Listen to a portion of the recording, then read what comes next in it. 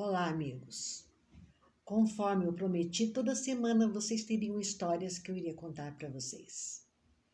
E na apresentação do meu canal deixei bem claro que eu ia contar histórias que eu li, que eu ouvi e que eu vivi. Hoje eu vou juntar as duas situações. Uma história vivida por mim e a primeira epístola de Paulo aos Coríntios. Nós vamos falar isso depois que eu contar uma experiência de vida que eu tive. As pessoas me perguntam muito: Célia, como é que você se tornou espírita? E na família e nos amigos mais próximos, nós temos católicos, evangélicos, umbandistas e já tivemos ateu, que já morreu, mas que era uma pessoa maravilhosa também. Então, me perguntando por que eu me tornei espírita, eu vou responder. Já para quem me perguntou, que foram várias pessoas. A mamãe era católica. Ela morava com as freiras desde os 17 anos. Ela era enfermeira na Santa Casa de Londrina. Aí ela e meu pai se reencontraram. Em 1951, ela com 21 anos e ele 26. Começaram a namorar e resolveram casar. Eles se casaram. Ela já estava grávida de mim quando um dia ela chegou para ele e falou: Osmar, levanta, vamos para a missa. Era domingo. Ele levantou os olhos, olhou para ela e falou: Que missa, Clarice? Falou: Missa, vamos na missa. Ele falou: Clarice, eu sou espírita. Ela assustou, ela falou: Que é isso, espírito, Osmar? Aí ele falou para ela: Pergunta para minha mãe, ela tem livros, ela dá livros para você ler sobre o que é espiritismo. E a mamãe, muito curiosa, foi lá descobrir o que era espiritismo. E começou a ler, começou a conversar com a sogra para saber o que era e começou a ler os livros que ela tinha lá. Mas é bem isso, quando a pessoa se torna espírita, ela não quer parar de estudar, ela quer continuar estudando. E a mamãe queria mais. E conversou com a sogra, né? A sogra falou: Escuta, Clarice, eu sei que tem um centro espírita aqui em Londrina. Por que você não procura o endereço e vai lá? Aí a mamãe procurou. Na rua Santa Catarina, em Londrina, Centro Espírita Nosso Lar. Na época que a mamãe foi para lá, Dona Silvia Cursino era presidente do centro. Aí a mamãe passou pela entrevista, dizendo que queria aprender mais, né? E foi orientada que ela assistisse às palestras do centro. E a mamãe ficou, assistiu às palestras, começou a fazer parte de grupos de estudos. E mais curiosa ainda, ela ficou quando soube que tinha campanha de fraternidade dentro do centro. E era uma campanha que chamava Campanha do Tijolo. Era para construir o albergue noturno e o lar das velhinhas Gilda Marcondes. E a mamãe entrou no grupo com a dona Silvia, e esse grupo de senhoras trabalhou incansavelmente até construir o albergue e o asilo das velhinhas. E nós, eu, meu irmão e a minha irmã, frequentávamos o centro na evangelização espírita.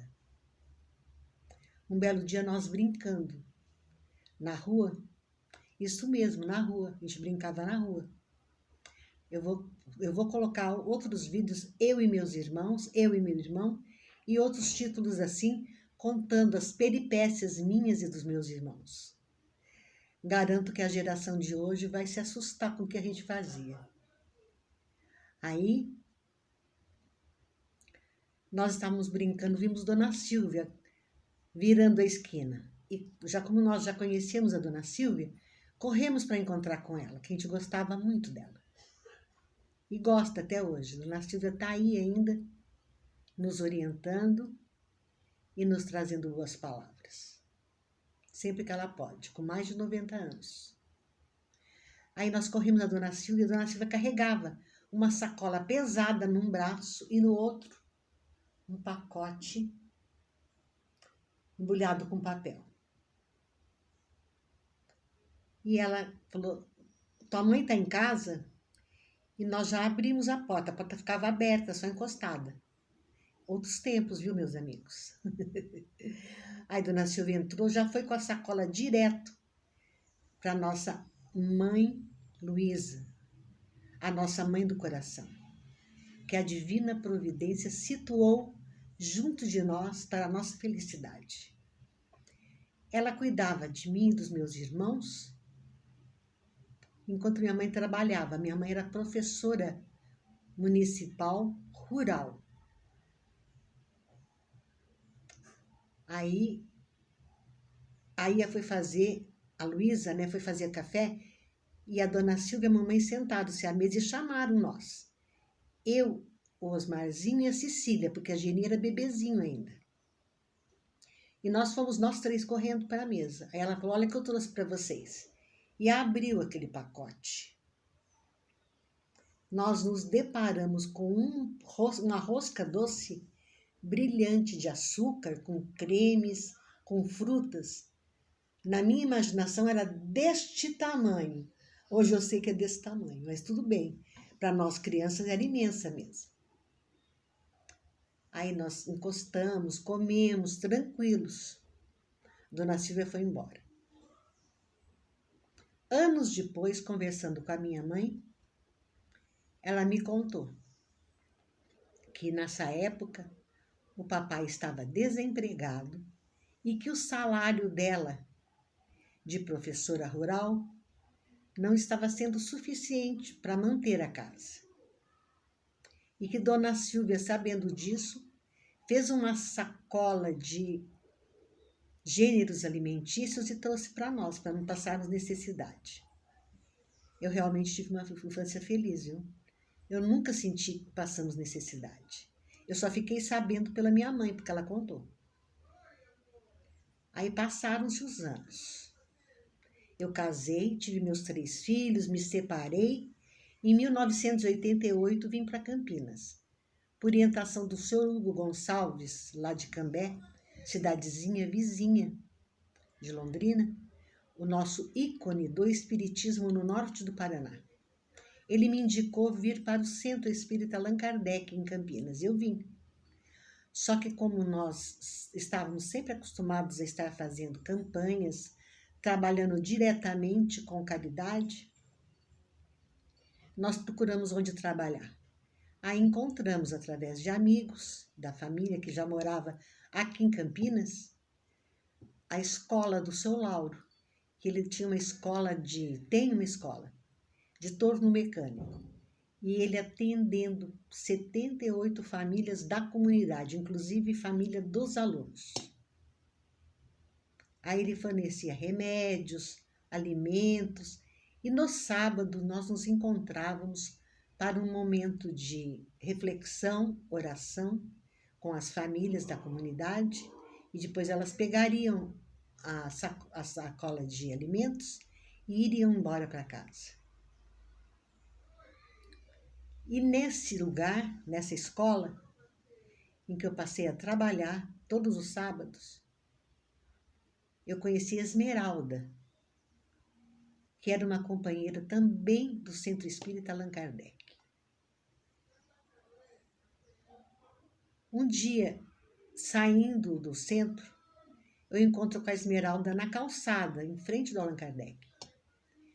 Aí eu conversei com ela, falei, nossa, Esmeralda, eu tenho uma história, assim, de gratidão que eu gostaria de retribuir. E retribuir gratidão é muito difícil, viu? Não é fácil não, só quando a gente pode mesmo. E eu sabia que eu tinha feito muitas horas extras no banco e que eu ia ganhar um dinheiro extra. Aí chamei Esmeralda e falei, Esmeralda, eu tenho uma vontade de comprar roscas doce para entregar na comunidade. Estou pensando em entregar lá no seu Lauro. O que você acha? A Esmeralda falou, Celinha, você falou com a pessoa certa. O meu irmão comprou uma padaria esse mês. E se eu pedir para ele, ele vai te fazer um precinho razoável. E você vai poder comprar. Quantas roscas você quer? Eu falei, 100 roscas. Eu quero 100. Porque eu ganhei uma que significou muito na minha vida. Então, eu quero retribuir essa uma rosca em 100. Ela falou, perfeito, então. Resumo da ópera. Um belo sábado, uma Kombi cheinha de pão doce chegou lá no seu Lauro. E eu sabia que ia vir, então eu levei meus 3 filhos para a gente empacotar e poder entregar para as famílias. O que nós fizemos a tarde inteira. E eu, alguns anos depois, ouvi a minha filha Sheila falando assim, nossa, mãe, eu gostaria tanto de um dia fazer a mesma coisa que você fez. Comprar um monte de pão doce e distribuir na comunidade. Isso foi muito gostoso hoje, mãe, o que nós fizemos. Eu fiquei muito feliz. Não preciso nem dizer da emoção de contar isso para vocês. Por isso que eu escolhi hoje falar da primeira epístola de Paulo aos Coríntios. Existem duas traduções bíblicas. Uma, em que ele fala que o amor é, e ele vai dando as características do amor. E na outra, a caridade é, e todas as mesmas características para a caridade. E o que é a caridade, meu irmão, meus irmãos? A caridade nada mais é do que o amor em ação. Então, caridade e amor são palavras irmãzinhas, tá? Elas andam juntas. Eu até poderia ler para vocês aqui, que eu deixei uma colinha do lado dizendo o que o apóstolo Paulo fala. Bem, eu vou ler sim. Então, o amor, né, ou a caridade, ela é paciente, é benigna, não se ufana, não se ensoberbece, não se porta inconvenientemente, não se irrita, não suspeita mal, mas se rejubila com a verdade. Tudo sofre, tudo crê, tudo espera e tudo suporta. Bem, eu já li minha colinha para vocês, agora vamos conversar, né, sobre isso. Quando eu leio sobre isso, eu lembro muito do seu Hugo Gonçalves, que foi quem me encaminhou em Campinas para o centro que eu faço parte hoje, o Centro Espírita Allan Kardec. O seu Hugo, quando foi para o Paraná, em 1953,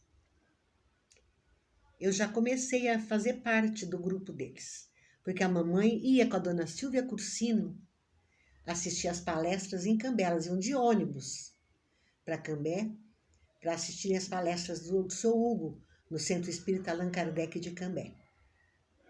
E para elas poderem assistir a palestra tranquilas, eu ficava dormindo num dos bercinhos do lar, com as meninas cuidando de mim, e elas iam para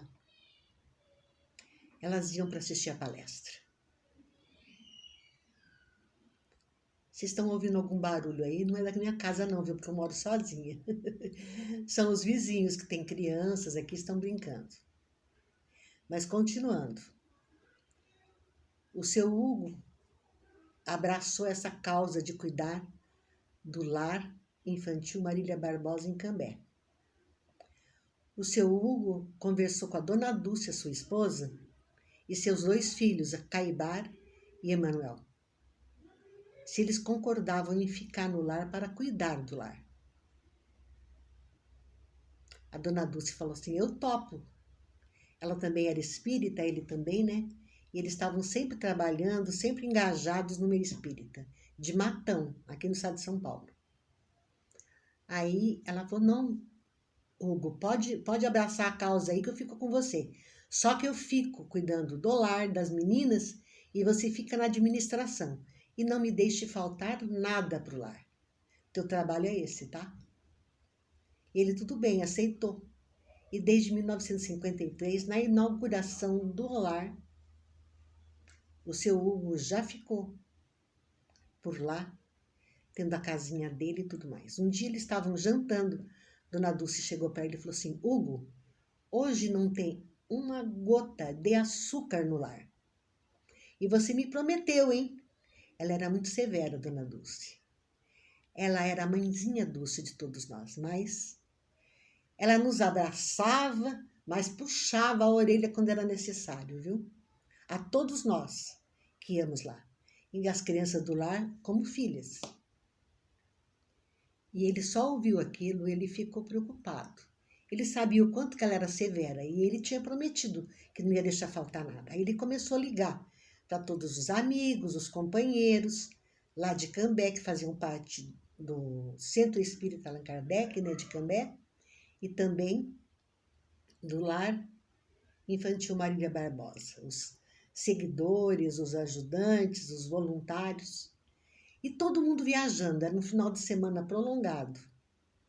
E lá é uma região de agricultura, né? Todos os agricultores. Então chegava final de semana, todo mundo sumia para o sítio, para a fazenda, você não encontrava ninguém. Seu Hugo não encontrou ninguém. E ele foi para a cama dormir e ele pegou e pediu a Deus. Falou, Deus, ele não pediu, ele conversou e falou, Deus, o Senhor me colocou aqui. Eu segui a intuição que o Senhor me deu de ficar nesse trabalho bendito que eu estou. Então eu te peço hoje, me ajuda, porque o Senhor sabe que eu preciso. Eu nem vou te dizer, né, das necessidades. Então eu vou dormir tranquilo, porque eu sei que o Senhor vai me ajudar. Eu não sei como, mas o Senhor vai me ajudar. E seu Hugo dormiu. Aí ele acorda a umas certas tantas da noite, quase madrugada, com usina de caminhão na frente do lar. Ele de pijama saiu correndo para atender o portão e tinha um homem lá. Aí o homem pegou e falou, escuta, o senhor conhece o seu Hugo Gonçalves? Ele falou, sou eu, meu amigo, pode falar. Aí o homem falou assim, escuta, eu vim trazer uma carga de açúcar para um atacadista aqui de Cambé e sobrou uma saca. E eu perguntei o que eu ia fazer com aquilo, que eu não podia voltar com uma saca. Ele falou, olha, eu não vou comprar, porque eu já comprei tudo que ia comprar.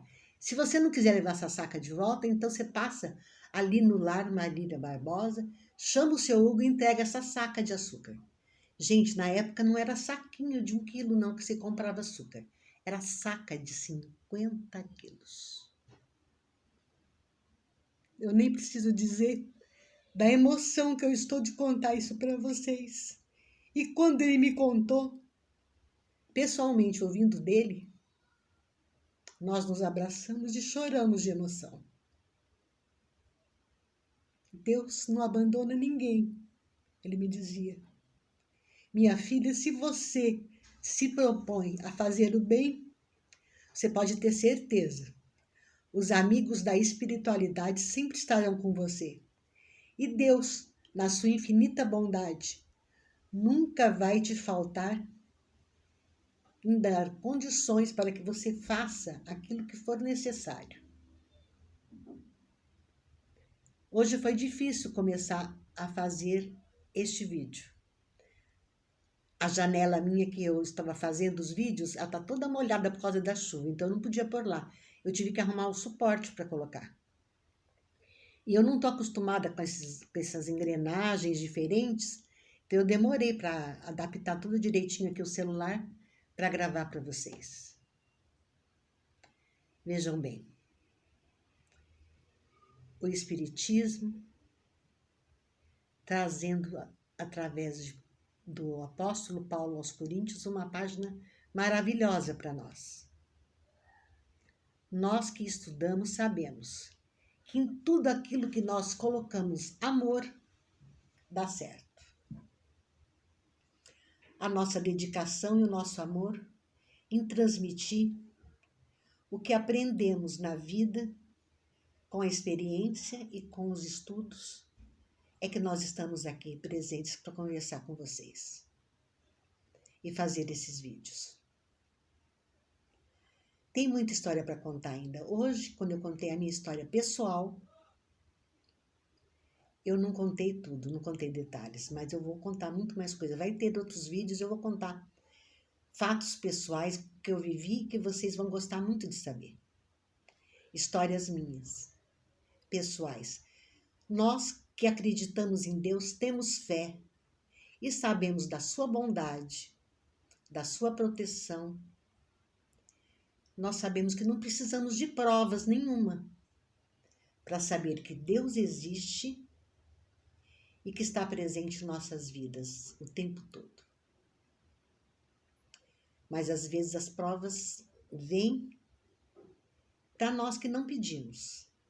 Eu tive inúmeras provas da bondade de Deus e eu quero transmitir para vocês. Tem uma história que eu vou contar agora, para não dizer que eu não contei nenhuma história. Eu li uma história num livro que chama Pérolas da Literatura, ou Pérolas Literárias, uma coisa assim.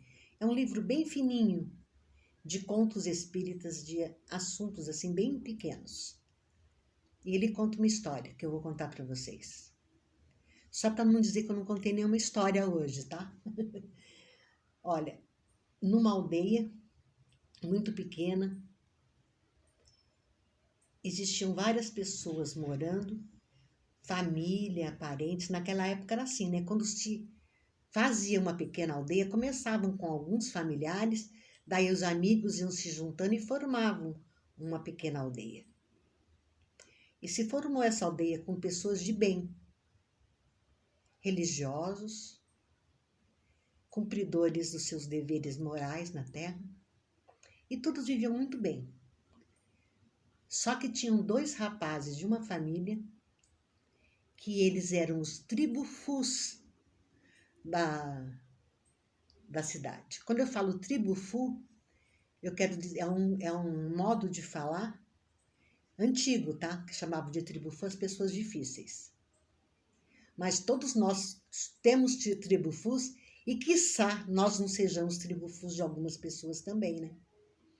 Então, esses 2 rapazes eram os tribufus da pequena aldeia, da pequena cidade. E eles ficavam conversando entre si antes de irem para a igreja, para fazer oração, e falavam: o que nós vamos fazer com esses meninos aí do seu fulano? Eles só fazem coisa errada.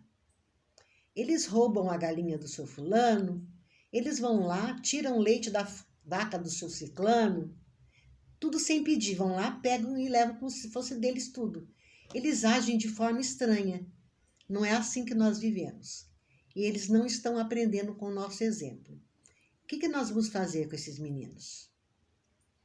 E toda aldeia sempre tem um ancião que faz as orações e que sempre faz premonições, rezas, benzimentos, coisas desse tipo, né? Eles tinham um ancião que fazia isso. Aí um deles falou: escuta, vamos falar lá com o ancião?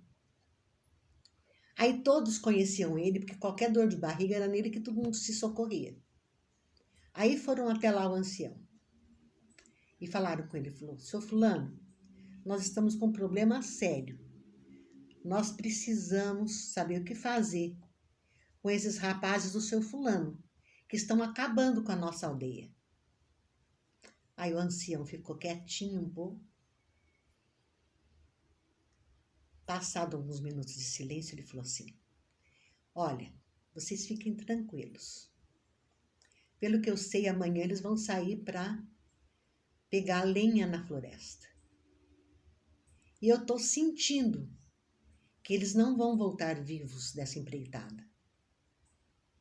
Aí todo mundo arregalou os olhos, né? Falou: como assim? Ele falou: eu não sei. Vamos esperar amanhã. No dia seguinte, toda a aldeia estava na saída da aldeia, vendo os 2 meninos saírem com mochilinha, embornar, né? Que chamavam antigamente, embornar.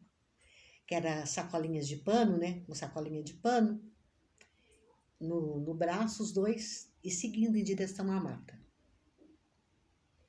Aí muitos deles nem foram para casa, alguns foram, outros não. já ficaram sentados ali na entrada da cidade, que era saída e entrada era a mesma coisa. Assim como são todas as cidades pequenas, né? Muitos ficaram já sentados ali esperando os rapazes se voltavam ou não até anoitecer. Aí passaram-se as horas, acabou o dia, começou a anoitecer e eles escutaram na ponta lá da estrada o assovio dos rapazes, eles assoviando e chegando na aldeia. A hora que eles estavam chegando, a aldeia praticamente toda virou para o ancião.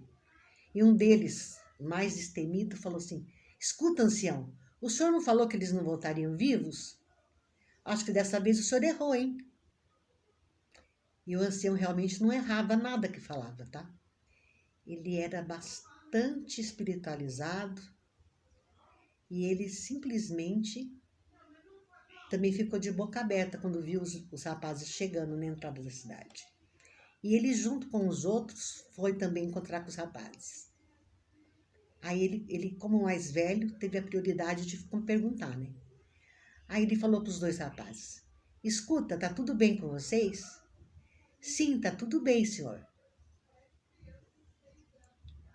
Vocês podem me dizer o que vocês fizeram até chegar na mata e pegar a madeira? Porque os dois tinham nas costas, um, um, um amarrado de madeira. E era tão grande que os dois estavam carregando. Ficava um ao lado do outro e os dois segurando aquele monte de madeira que eles tinham pego na floresta. Aí um deles, assim, dos meninos mais petulantes, falou: o que o senhor quer saber? Falou: eu quero saber o que vocês fizeram depois que vocês saíram daqui da aldeia de manhã. Falou: é simples, velho. Nós estávamos andando até chegar lá na mata, nós encontramos um viajante que nos abordou e disse que estava com muita fome. E nós tínhamos um pedaço de pão que o pai deu para nós nos alimentarmos durante o dia antes de voltar, dentro do nosso emborná. E o que vocês fizeram? Então, nós pegamos um naco desse pão, e cortamos um pedaço, né, que é o naco do pão, e demos para ele. E fomos embora cortar madeira. Aí o ancião ficou pensando, em silêncio. Ele falou assim, ele de repente falou assim para os rapazes, deu uma intuição nele. Ele falou para os rapazes: vocês podem abrir essas madeiras aqui no chão? Os rapazes ficaram assim meio sem saber por que daquilo, mas como todo mundo respeitava o ancião e estava todo mundo em volta também esperando para ver, eles resolveram obedecer. Aí eles abriram. A hora que eles abriram as amarras que eles tinham da madeira, que as amarras escorregam pelo chão, uma serpente das mais venenosas e letais da região saiu correndo do meio das madeiras. E alguns já foram correndo lá eliminar a serpente, né? Aí o ancião falou: agora eu quero falar com vocês. E a aldeia toda escutando, né? Ele virou para a aldeia e falou assim: escuta, o que eu posso fazer se esse Deus que vocês acreditam se compadece por um naco de pão?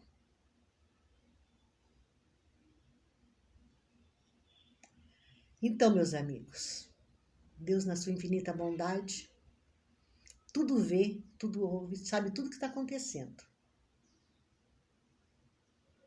E isso me lembra de um caso recente, de poucos anos atrás, não tão poucos, porque eu estou aposentada desde 2001.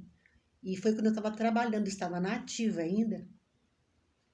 Teve uma história de uma colega de banco em São Paulo, que estava trabalhando e resolveu, antes de ir embora para casa, ir com uma amiga no mercado que ela queria comprar um alface. Isso foi divulgado em vários jornais. Aí ela vai lá no lugar que tem os alfaces e catou um alface. Aí ela pôs o alface no carrinho e gritou, falou: acho que tem algum vidro aqui dentro. aqui dentro, nesse balcão deve ter algum vidro. Olha aqui, ó. Tá sangrando minha mão. Aí a amiga dela que estava por perto falou, ó, enxuga isso, pega um papel aí, enxuga. Vamos pegar e dar a bronca lá com o gerente. Vamos lá falar com o gerente. E foram conversar com o gerente. Falou, olha, deve ter caco de vidro lá onde estão os alfaces, que olha que é a mão da minha amiga. Ela foi machucada por um caco de vidro lá dentro. O gerente, muito atencioso, já chamou os empregados e mandou limpar lá. Quando foi limpar lá o balcão que estava alface, encontraram uma serpente venenosa. Essa mulher já estava os enfermeiros cuidando dela, já iam levar ela para o hospital e tudo mais. Então, a nossa reflexão é a seguinte. Esse alface nasceu numa horta, não nasceu? Ele foi colhido por um lavrador. Esse lavrador colocou esses pés de alface numa caixa, que é onde eles veem os alfaces, né, que eles mandam para a cidade. Alguém do caminhão pegou essa caixa e foi colocando, ou alguém da horta, né, foi colocando essas caixas em cima do caminhão. Quando esse caminhão chegou na distribuidora em São Paulo, outros carregadores tiraram essas caixas e levaram para a venda. Quando foi vendido, outros carregadores carregaram essas caixas e colocaram em outro veículo para levar para o supermercado. Quem colocou esse alface na bancada do supermercado também pegou nessa caixa, pegou nesses alfaces e tudo e colocou lá, né? Porque ela é que tinha que ser picada por essa serpente. Essa companheira morreu, viu? Porque era letal mesmo o veneno dessa cobra. Ela faleceu, infelizmente. Infelizmente, não. A morte é felizmente, porque chegou o momento certo. Acabou o nosso fluido vital. E no acabar o nosso fluido vital, é hora de retornar à nossa pátria espiritual. Mas vejam bem quantas pessoas transitaram por essa serpente e não foram picadas. Porque não era o momento de nenhum deles, né? Assim como os rapazes não foram picados porque não era o momento deles. Eles tinham que continuar vivendo para aprender a ser melhores. E a comunidade, a aldeia em que ele vivia, também que se comprometesse em transformar esses dois rapazes em dois homens de bem. Porque a finalidade nossa nessa vida é só uma. A nossa reforma íntima. Sermos melhores do que já fomos. Eu vou encerrar o vídeo agora com uma poesia, a última que eu decorei. Isso faz mais de 30 anos, tá? Mas eu lembro muito bem dela. Porque hoje é um dia que nós falamos de amor. Amor e caridade, que é a maior expressão de amor do homem ao seu semelhante. É uma poesia de Castro Alves, que está no livro Parnaso do Além-Túmulo.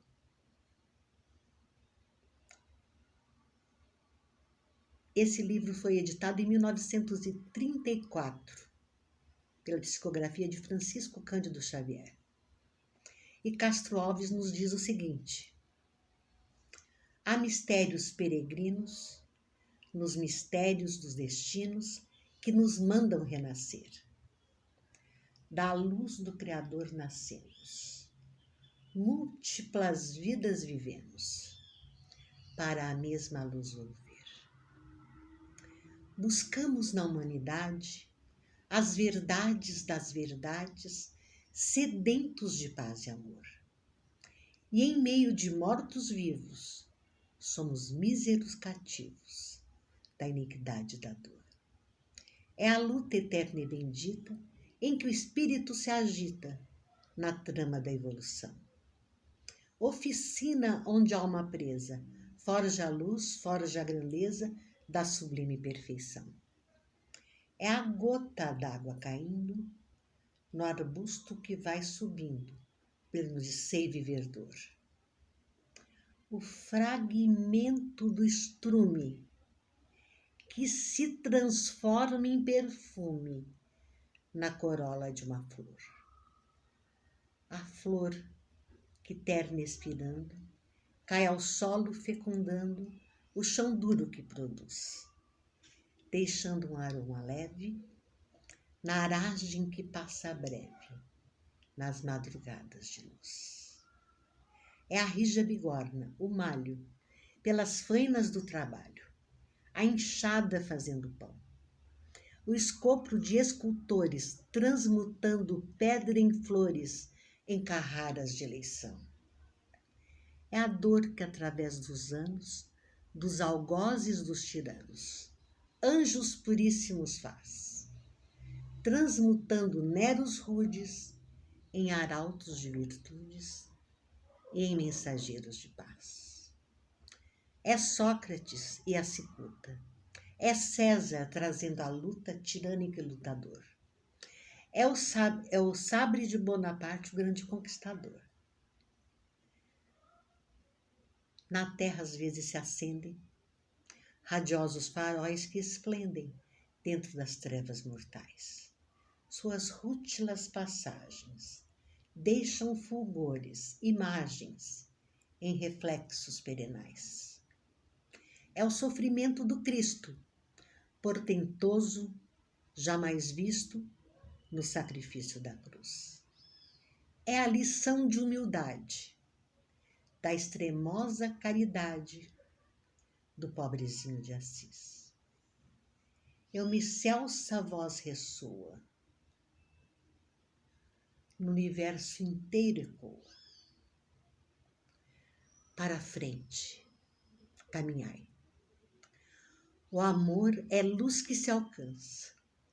Tende fé, tende esperança. Para o infinito, marchai.